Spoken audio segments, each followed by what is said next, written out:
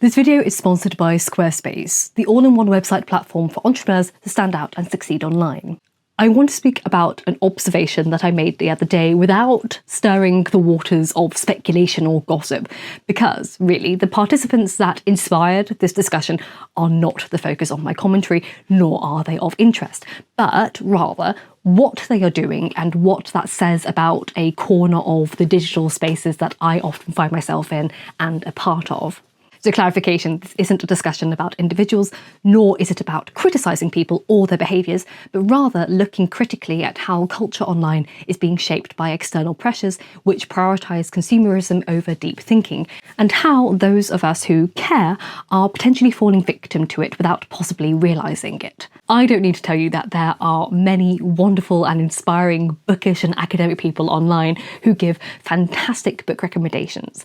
But I have noticed a bit of a trend, and I fear that many of them are, like me, feeling the pressure to create content on a weekly, if not daily basis, and as such, they're resorting to recommending books under the guise of having read them when I'm not entirely sure they have. So the other day, when I popped onto Instagram to post on there, I was served a book recommendation video, which was really good. The book sounded incredibly interesting. However, as I'm watching it, I noticed a strange thing, and it looked as though none of the books being discussed looked as though they had been read. So the person was speaking of these books that they'd recommend that they had really enjoyed, including many of their favourites, but all of the books looked completely pristine. Now, whilst this isn't the case for most hardbacks, where you can hold a hardback like this and it looks completely pristine, but I have read it, which you only see on the side, paperbacks, particularly large paperback books, have a distinctive look when they've been read. So when a spine is bent, no matter how careful you are, the pages will buckle out. So you'll be left with a book that has a bit of a curve, so the spine will curve inwards and the outer pages will mirror that effect by curving outwards. And when I looked at this stack of books in the video, none of them were bent even slightly. And as I flicked through their videos, I saw that all stacks of books looked completely pristine. And honestly, initially, I was just a little disheartened because I wish I hadn't noticed it because I really enjoyed the videos. And it left me second guessing the sincerity and authenticity of their recommendations. Now, I don't obviously want to include any identifying features here because I'm not here criticising someone. It isn't about shaming them or, marking them as a fake reader. I want to keep them private. Then before we go any further into this discussion, I'd like to take a moment to thank today's sponsor, which is Squarespace. So whether you're starting out or managing a growing brand, Squarespace makes it easy to create a beautiful website, engage with your audience and sell anything from products to content to time, all in one place and all on your terms. I've gone through so many iterations online, from blogging to running my own business, and Squarespace has seen all sides of my online evolution. I'm currently working on how I could bring together a PhD academic community, and I could actually do that on my Squarespace website because it allows for members-only content for my community where I can sell access to online courses or blogs or videos and memberships, and purchases can be anything from a one-time fee to subscription access. And then when it comes to evolving my business, I can make smarter business decisions with Squarespace's intuitive built-in analytics tools, which lets me review my website traffic or learn where to focus engagement, track revenue from bookings, invoices and product sales, all from one place.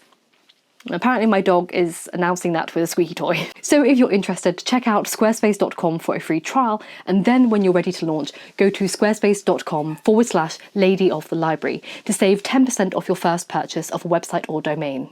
Now, showcasing unread books as a recommendation isn't a damnation of fraudulence. I've showcased many books on this channel which I've recommended based on my reading, despite not having read the copy that I own. So a lot of the books I own, I actually first read from a friend loaning me them or library copies, such as, the one that sticks out in my head is The Orphic Voice, because I read that at university and I kept thinking to myself, damn, I really wish I had my own copy to write in this. And then years later, I bought myself a copy. Now, have I gotten around to reading my copy and put notes in the margins? No. But it's a bloody good read, and I look forward to the day when I can actually finally indulge in that for a second time as a wiser woman armed with a highlighter pen. And likewise, I have copies of books that I loaned out once upon a time and never got back, and I had to buy myself another copy. Ones that stick to mind, which are really painful to me, was the colourless Sakura Tazaki, because I loved my copy. It had sprayed black pages, and asshole took it and never gave it back to me. I had to get to my own, and it doesn't have the sprayed black pages. And then also The Death of Virgil, and that's one of my favourite books of all time, and I'm really sad that whoever I loaned it to kept my copy, because it not only is a really difficult book to order, but also it had all my own notes in it, and the cover was waxy. And my new edition doesn't have a waxy feel. Exact same cover, no waxy feel. Really upset about it. And similarly, I have a friend who reads voraciously, like we're talking 16, 17 books a month, but they actually only buy books physically if they loved the audiobook first. So they have a load of books that they haven't been read in a physical format, but they have read all of those books multiple times. And I say all that because I completely understand that sometimes the books shown in videos are nicer copies or second copies or even new copies of books that they read once on loan or as an audiobook format. That being said, I've seen an increase in book content both on Instagram and here on YouTube from people recommending books in which all of the books in the video are completely pristine. You know, there's not a crease in the corner, there's not even a flex in the spine. And every time I watch these videos, because I'm always curious, I'm like, oh, that's a shame. But then over time, because more and more of those videos popped up, that feeling evolved into frustration. And I'm going to criticise my feelings there, so bear with me. I'm not saying I should feel frustrated. That's not legitimate. But I think the video that really kind of put me over the edge the other day was this one that was titled along the lines of, I don't want to be identifying, it was basically something like, these books will make you obsessed with reading. It was painfully clear that not a single one of these books had been read. And I sort of just threw my hands in the air and I went on a bit of a rant to my fiancé about it. Now, as I said, my initial frustration is misdirected, which is why I'll criticise myself for that. Because initially I felt myself wanting to very gently shake the person and go, why lie? Why say that these are your favourite books that you loved or you recommend or they made you fall in love with reading and you haven't even bloody read them? But then I had to check myself and say, well, firstly, I don't know for certain if they are lying for reasons I stated earlier. They could have read different editions, they could have had, ones from the library that they didn't show in the video. And secondly, I kind of self-reflected and realised that these people are not at fault in any way, and what else should I have expected? They're content creators in an environment which encourages rapid production of content on a daily and weekly basis, ideally responding to trending topics which change faster than fast fashion cycles. So what else are they supposed to do if not fudge their authenticity just a little bit? Now, I've not been private about my reading struggles over the past four years, and I feel, when I go to read a book, I feel incredibly guilty reading anything that makes me feel physically ill. And that's because reading doesn't feel like work, and I feel like I should always be working. And that guilt is obscene to other people because obviously my work depends on my reading, particularly my PhD. But for me, I don't read for fear of feeling as though I'm slacking off or dossing off or not working hard or reading the wrong thing and then wasting valuable work hours on the wrong material and then losing a whole day. The speed at which my brain needs to function in order to locate and consume and synthesize and rematerialize written material from multiple sources for weekly videos as a one-woman content machine has made my brain very, very, very sad. And it performs at probably only 15% of its capability due to external demands basically crushing it into pathetic paste. Now, I'm not saying I'm the norm. There are so many people out there who have the intellect and the cognitive fortitude to withstand the external pressures and produce immaculate, high-quality research content on a weekly basis. And they get both my admiration and my envy. Because, to be that clever and good at reading and mentally stable. That being said, those people are unicorns, really, and because they are the top of their game, other people who want to be part of the ever-spiraling rat race that is social media attempt to emulate them. And in order to do so, they have to assert their authority by presenting book recommendations in a manner which I dare to postulate is not entirely honest. And in most cases, that's not harmful. It's disingenuous, but not harmful. But When one starts using the trending power of huge socio-political issues that are taking place in the world in order to front themselves as an authoritative person who would recommend books on these issues for others to educate themselves, when they themselves have not read those books and educated themselves on the serious matter at hand, then I sort of stop to question, because it makes me wonder about the ethics of one forefronting oneself as a legitimate advocate for those affected, and I question if such content is not first and foremost exploitative of other people's suffering, which one has not taken the time to research and read about themselves, but simply employed it as a useful trending topic to bolster their metrics. Now, I again want to reiterate that I'm not criticising anyone who makes such content, but it does make me sad because I feel as though a lot of otherwise intellectually engaged and well-read people are falling prey to the siren call of the metaphorical keeping up with the Kardashians that is social media, in which deeply human and troubling issues can be flattened into a trending topic to gain popularity and following. Which sort of leads me to the title of this video, The Death of the Deep Thinker in a Noisy World. Because the world is so loud, with content being produced multiple times a second, people who would otherwise have taken more time to develop their thoughts and understanding of topics they care about don't feel as though they have the time to think deeply about them. And in order to survive online, they feel forced to simply skip the depth required so that they can puncture their socially performative library card. And I don't question the sincere interest in the books and ideas that they promote, but if one does not personally engage with the material themselves, they're no more beneficial to educating or inspiring other people to read these texts than an algorithmically curated Amazon storefront at the end of the day. And I do say this with empathy and understanding because I've also felt myself negatively affected by this environment, albeit in a reverse way. So I've become incredibly ashamed with how slow I read, particularly as my mental health has deteriorated over the past 4 years.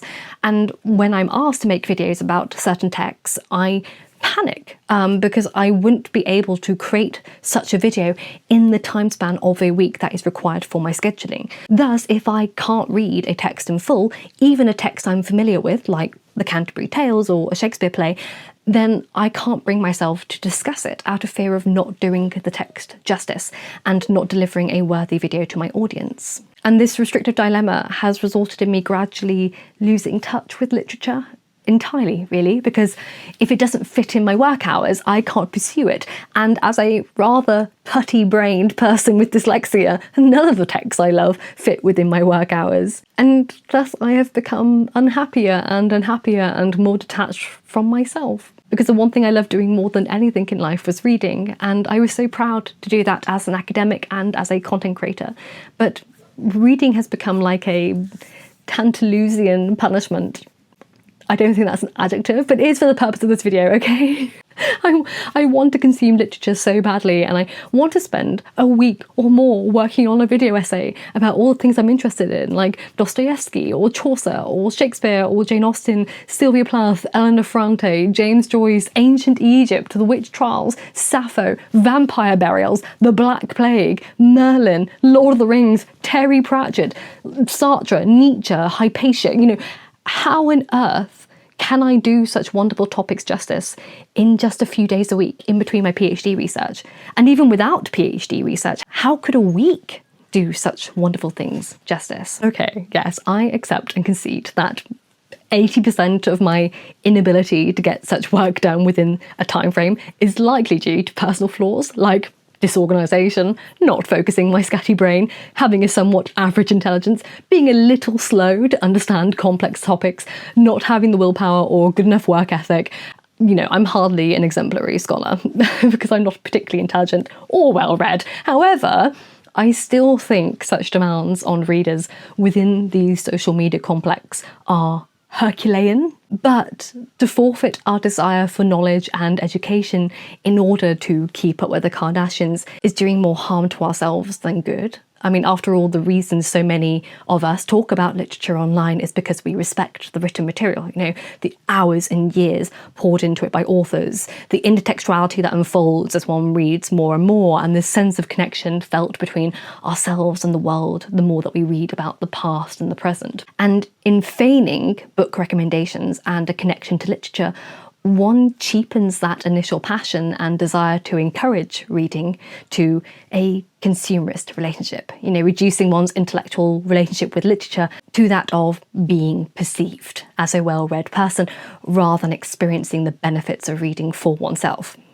We don't have to always posit ourselves as experts. You know, we are allowed to say that we are learning. We are allowed to say that these are the books I'm going to read to learn more about this, rather than these are the books you must read in order to know more about this.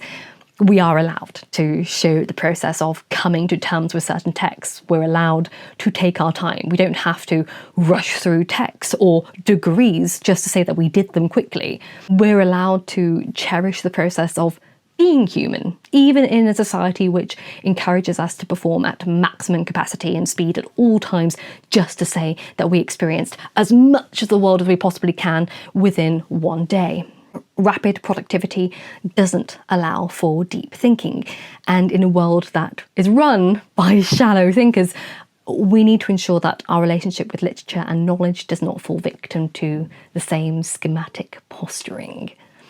But thank you ever so much for watching. I hope you enjoyed this little wee video. It's just more of a thoughts video, not very well researched. Apologies for that. As you can tell, I have a lot of thinking to do in terms of how I'm going to manage how I consume things, in terms of, actually there's a lot of things I want to talk about and I don't know how to navigate the space in which I'm given in terms of time and how I can digest and formulate things. But I know this sort of really re-inspired me to talk about literature again in a way that I find capable of doing. I'm reconnecting with the text that I love and not worrying about algorithmically driven things. I have replied to people, but I want to reiterate my thanks to people on my recent short, both here and on Instagram, for being so incredibly kind. I've got something in my eye, which is why I'm blinking, which is really annoying, but thank you ever so much. I genuinely appreciate your kind words and your support. And yeah, it gave me a wake-up call about like what community am I technically becoming part of? I don't want to be that way, and I feel like I need to make a space in which I can actually do what I want to do with literature and not resort to what does well online. But thank you ever so much for all your support, particularly my Patreons and my top tier Patreons. I have Glass222, there's 4 twos. Holly is autistic, Lacey Grindstaff, Joshua Heredia, Gil the Gilded Dragon, Lady of the Labyrinth, Ellen, Yvonne and Yvonne, Eric Taylor, Jenny Edivane, Marina, Wee Lauren, Nicholas Reed and Andy Bazil. Thank you ever so much as always, and I hope you are happy and healthy, and remember, books save lives, so keep reading.